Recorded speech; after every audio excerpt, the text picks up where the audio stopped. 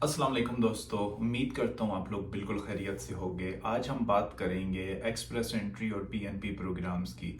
आपको पता है कि कनाडा में जितने भी पूरी दुनिया से पढ़े लिखे लोग हैं, उनको डायरेक्टली परमानेंट रेजिडेंसी पे कनाडा बुलाता है। और वो जो पीआर का प्रोग्राम है बेसिकली वो दो पाथवेज के ज़रिए होता है। एक एक्सप्रेस एंट्री है और एक पीएनपी प्रोग्राम्स है। Express entry of course federal level पे प्रोग्राम्स हैं। पूरे के पूरे कनाडा में आप एक्सप्रेस एंट्री के अंदर अगर आते हैं तो आप किसी भी प्रोविंस में जा सकते हैं। जबकि उसके मुकाबले में पीएनपीज जो हैं बेसिकली कनाडा के 10 प्रोविंसेस हैं और हर प्रोविंस का जो है वो अपना प्रोग्राम है जिसके ज़रिए उसको अपनी काबिलियत के लोग जो है वो चाहिए होते हैं। बेसिक अगर हम इसकी प्रोफाइल की बात करें तो चाहे वो पीएनपीज हैं या चाहे एक्सप्रेस एंट्री है, उसकी कुछ बेसिक चीज़ें वो हैं जो हर पर्सन को मीट करना होता है, एलिजिबिलिटी क्राइटेरिया। उसमें सबसे पहले आपकी एज आ जाती है कि आपकी एज अगर 29 ईयर्स से कम है तो आपको जो है वो फुल पॉइंट्स मिलते हैं। और जैसे आपकी एज 30 होती है, 31 है से ऊपर होती जाती है, आपका एक एक पॉइंट कम होता जाता है और 45 ईयर्स पे जाके आपके फुल पॉइंट्स कम हो जाते हैं। तो अब मान लेते हैं कि एक पर्सन की एज 29 है तो उसको फुल पॉइंट्स मिलेंगे। सेकंड नंबर पे एजुकेशन। अगर आपकी एजुकेशन पीएचडी है तो आपको फुल पॉइंट्स मिलते हैं, लेकिन ऑफ कोर्स पीएचडी कम लोग होते हैं, ज़्यादातर मास्टर्स लोग होते हैं। और मास्टर्स में आप जो है अगर आपकी 29 ईयर्स एज है और आप मास्टर्स आपकी एजुकेशन है, मास्टर्स का मैं थोड़ा सा आपको बता दूं यहाँ पे, क्योंकि पाकिस्तान में और इनमें क्या होता है कि कम ईयर्स में भी आप मास्टर्स कर लेते हैं। बट अगर हम कनाडा की बात करें तो कनाडा के अंदर मास्टर्स 18 ईयर्स ऑफ एजुकेशन को कहा जाता है। मींस ये कि सबसे पहले आप जो है वो 4 ईयर्स का बैचलर करते हैं, हाई स्कूल का मतलब है यहाँ पे 12 क्लास, और उसके बाद ये है कि आप जो है वो 4 ईयर्स का बैचलर करते हैं, फिर 2 ईयर्स का मास्टर्स करते हैं। उस एमएस के बराबर जो होता है उसमें आपको जो है वो मैक्सिमम पॉइंट्स, पीएचडी पे फुल पॉइंट्स हैं बट मास्टर्स पे इनफ पॉइंट्स होते हैं कि आप इजीली क्वालिफाई कर जाते हैं।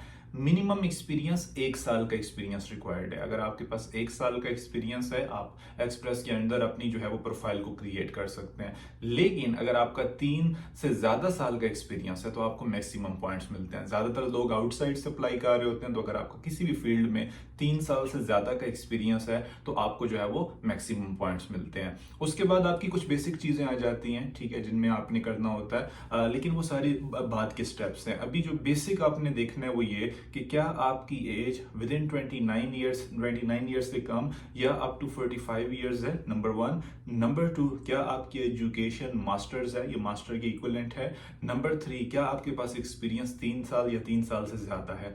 अगर आप इस बेसिक एलिजिबिलिटी क्राइटेरिया पे पूरे उतरते हैं तो यकीन करें कि आपको राइट नाउ अपनी प्रोफाइल को क्रिएट करना चाहिए, क्योंकि जब तक आप अपनी प्रोफाइल क्रिएट नहीं करेंगे आपको कोई भी बुलाएगा नहीं। तो इसलिए पहला जो स्टेप है वो ये कि आप अपनी प्रोफाइल को क्रिएट करें। सेकंड नंबर पे पॉइंट सिस्टम, उसके बाद आपके पॉइंट्स कैलकुलेट होना शुरू हो जाते हैं, उसका ड्राज होते हैं। और अगर आपको फेडरल लेवल का जो ड्रा में पिक कर लिया जाता है तो उसमें ऑफ कोर्स आपका जो है वो काम, जो पेपर वर्क है वो कम होता है एज कम्पेयर टू अगर आपका केस पीएनपी के अंदर जाता है। पीएनपी के अंदर ये है कि आपको दोबारा जो है वो सारी की सारी प्रोफाइल को इसमें हर प्रोविंस में ऐड करना होता है, वहां पे अपने डॉक्यूमेंट अपलोड करने होते हैं। तो पहला स्टेप ये होता है कि आप अपनी प्रोफाइल को क्रिएट कर देते हैं, और प्रोफाइल क्रिएट करने के बाद जो है वो आप एटलीस्ट 6 मंथ्स टू 12 मंथ्स तक वेट करते हैं। नॉर्मली जो प्रोसेसिंग टाइम आ रहा है वो आ रहा है 6 महीने से 12 महीने। 6 महीने से 12 महीने के बाद अंदर क्या होता है कि ड्रा होता है, और अगर उस ड्रा में आपकी प्रोफाइल पिक कर ली जाती है तो इसे इनविटेशन टू अप्लाई कहा जाता है, आईटीए। आईटीए के बाद ये होता है कि आपने अपने डॉक्यूमेंट्स जमा करवाने होते हैं विद इन 60 डेज, और विद इन 60 डेज आपने जो है सारे के सारे डॉक्यूमेंट को अपलोड करना है, एनओसी प्रॉपरली सिलेक्ट करना है, और ये सारी चीज़ें।